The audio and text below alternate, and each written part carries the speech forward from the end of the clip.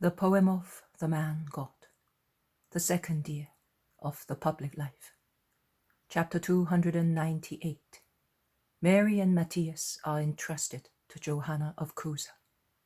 11th of October, 1945. The lake of Tiberias is a grey sheet of water. It looks like tarnished mercury. So heavy it is in the dead calm, which allows just the resemblance of tired waves, which are not successful in making foam, and stop and calm down after making a slight movement, mingling with the dull water under a dull sky. Peter and Andrew, James and John around their respective boats on the little beach of Bethsaida are preparing to sail. There is a smell of grass and wet earth, and the light mist on the green stretch towards Chorazin. November gloominess lies heavy on everything. Jesus comes out of Peter's house, holding by the hands Matthias and Mary, whom Porphyria has tidied up with motherly care, replacing Mary's little dress with one of Matthias. But Matthias is too small to have the same treatment, and he is still shivering in his little faded cotton tunic, so much so that Porphyria, who is always so full of pity, goes back into the house and brings out a blanket in which she envelops the child, as if it were a mantle. Jesus thanks her while she kneels down in taking leave, and then withdraws after kissing the two orphans once more. "Just to have children, she would have taken those two as well," remarks Peter, who has been watching the scene, and who in turn bends to give the two children a piece of bread spread with honey, which he had aside under a seat of the boat. Andrew laughs at him and says, "You wouldn't, would you? You even stole your wife's honey to make these two happy." "Stole? It's my honey." "Yes, but my sister-in-law is jealous of it, because it is for Matthias. And since you were aware of that, last night you stole into the kitchen, barefooted like a thief, and took enough of it to prepare that bread. I saw you, brother, and I laughed, because you were looking about like a child who is afraid of his mother's slap." "You horrible spy," replies Peter, laughing and embracing his brother, who kisses him, saying, "My dear big brother." Jesus watches them and smiles frankly, standing between the two children who eat up their bread. The other 8 apostles arrive from Bethsaida. Perhaps they were the guests of Philip and Bartholomew. "Quick!" shouts Peter, and he embraces the two children together to take them to the boat without getting their bare feet wet. "You are not afraid, are you?" he asks them, while he paddles in the water with his short, strong legs, bare to about the span above his knees. "No, sir," says the girl, but she clings convulsively to Peter's neck, closing her eyes when he puts her into the boat, which sways under Jesus' weight, who also gets into it. The little boy, who is braver, or perhaps more astonished, does not say one word. Jesus sits down, drawing the little ones to himself, and covers them with his large mantle, which looks like a wing stretched out to protect 2 chicks. They are all on board, 6 men in each boat. Peter removes the landing board. He pushes the boat farther out and jumps into it, imitated by James in the other boat. Peter's action has caused the boat to sway heavily, and the girl moans, "Mommy," hiding her face in Jesus' lap and grasping his knees.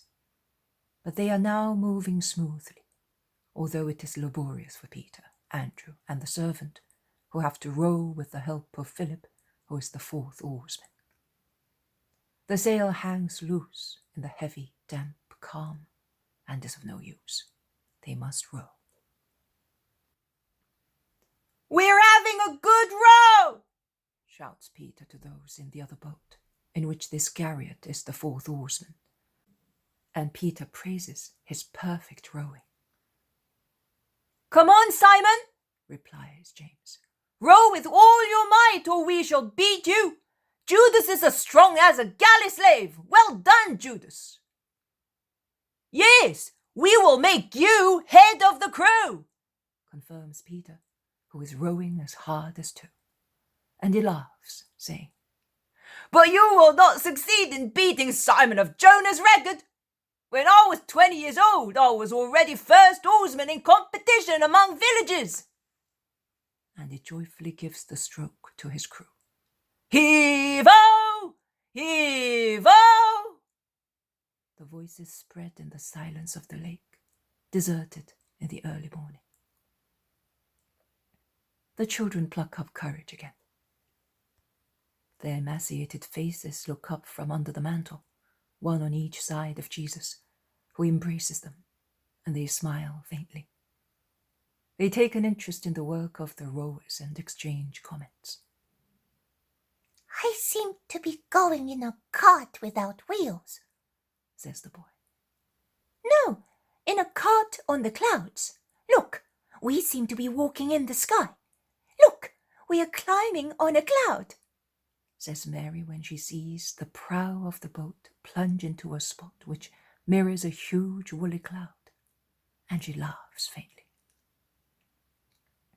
But the sun dissipates the mist, and although it is a wan autumn sun, the clouds become golden and the lake mirrors them shining. Oh, how beautiful! We are now going to a fire! How lovely! Exclaims the boy, clapping his hands. But the little girl becomes silent and bursts into tears. They all ask her why she is weeping. She explains, sobbing. Mother used to say a poem, a psalm, I don't know, to keep us quiet, that we might be able to pray, even with so much grief. And the poem mentioned a paradise, which will be like a lake of light, of a gentle fire, where there will be nothing but God and joy, and where all those who are good will go, after the Saviour has come. This golden lake reminded me of it. My mommy! Matthias also is weeping, and everyone pities them. But Jesus' sweet voice rises above the murmur of the various voices and the moans of the little orphans. Do not weep. Your mother brought you to me, and she is here now with us, while I am taking you to a mother who has no children. She will be happy to have 2 good children in place of her own baby, who is now where your mummy is. Because she wept too, you know. Her baby died, as your mother did. Oh, so we are now going to her, and her baby will go to our mother, says Mary. That's right, and you will all be happy. What is this woman like? What is she? A peasant? Has she a good master? The little ones are anxious to know. She's not a peasant, but she has a garden full of roses, and she is as good as an angel. She has a good husband. He will love you as well. Do you think so, master? Asks Matthew, who is somewhat incredulous. I am certain, and you will be convinced. Some time ago, Chuza wanted Matthias to make a knight of him. Most certainly not, shouts Peter. Matthias will be a knight of Christ. That is all, Simon. Be quiet. The lake turns grey again. The wind rises and ripples the lake. The sail is filled, and the boat sails swiftly along, vibrating. But the children are dreaming of their new mother, and are not afraid. Magdala passes by with its white houses among the green vegetation, and the countryside between Magdala and Tiberias passes by. The first houses of Tiberias appear. "Where, master?" "To Chuza's little harbour." Peter veers and gives instructions to the servant. The sail drops when the boat goes near the little harbour, and then enters it, stopping near the little pier, followed by the other boat. They are one beside the other like two tired ducks. They all land, and John runs ahead to inform the gardens. The little ones press timorously against Jesus and Mary, pulling his tunic, asks with a big sigh, "But is she really good?" John comes back. "Master, a servant is opening the gate. Johanna is already up." "Very well. Wait here. I will go ahead." And Jesus goes away alone. The others watch him, commenting on his action more or less favorably. There is considerable doubt and criticism, but from the place where they are, they can only see Chuza hastening towards Jesus. He bows almost to the ground at the gate, and then enters the garden on Jesus' left. Then nothing else can be seen. But I can see. I can see Jesus proceeding slowly beside Chuza, who shows how happy he is to have the master as his guest. "My Johanna will be delighted, and I am too. She's feeling better and better. She told me about the journey. What a triumph, my lord." "Did you mind?" "Johanna is happy, and I am happy to see her thus. I might have lost her months ago, my lord." "Yes, you might have. And I gave her back to you. Be grateful to God for that." Chuza looks at him perplexedly. He then whispers, "A reproach, lord?" "No, an advice. Be good, Chuza." "Master, I am Herod's servant." "I know. But your soul is the servant of no one but God, if you wish so."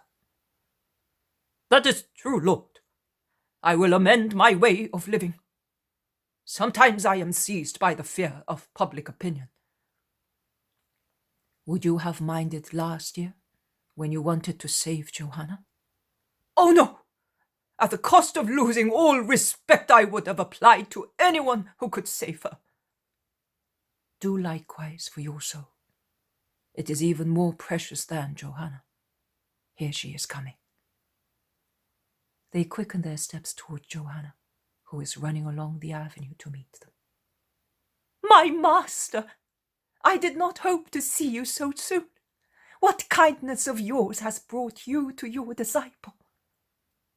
"A favor, Johanna.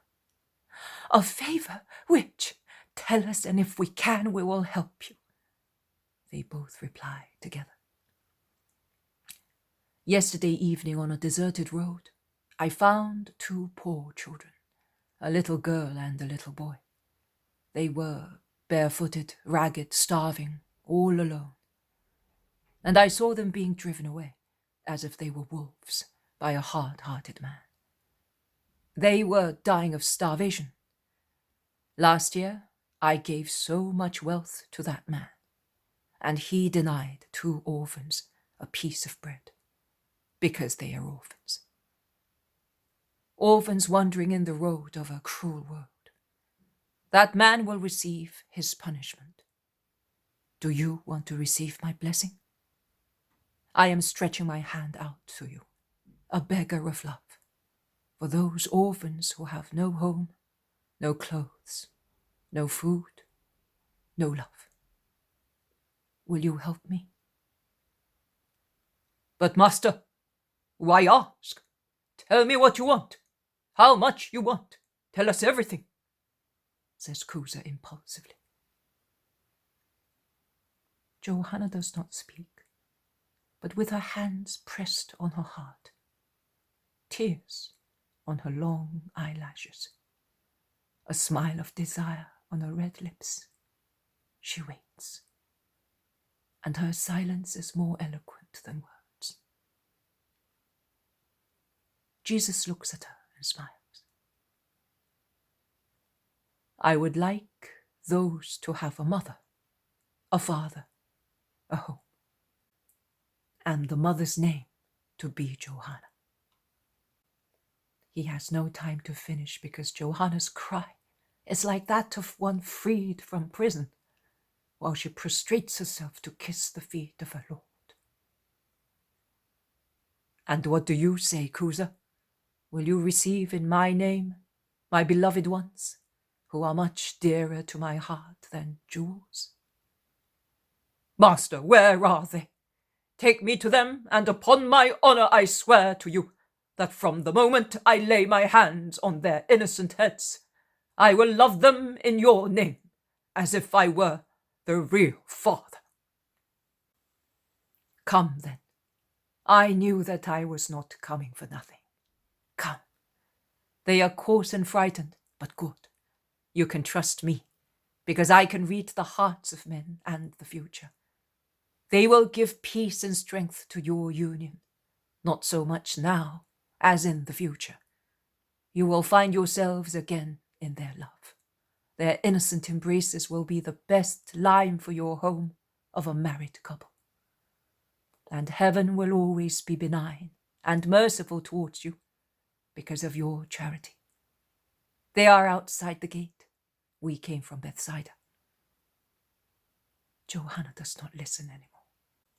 She runs away, seized by a great desire to caress them. And she does so, falling on her knees to clasp the two little orphans to her heart, kissing their emaciated cheeks while they are amazed, looking at the beautiful lady with garments adorned with jewels. And they look at Chuza, who caresses them and takes Matthias in his arms. And they look at the beautiful garden and at the servants who gather round them. And they admire the house, which opens its halls full of riches to Jesus and his apostles. And they look at Esther, who covers them with kisses. The world of dreams is open to the little waves. Jesus watches and smiles.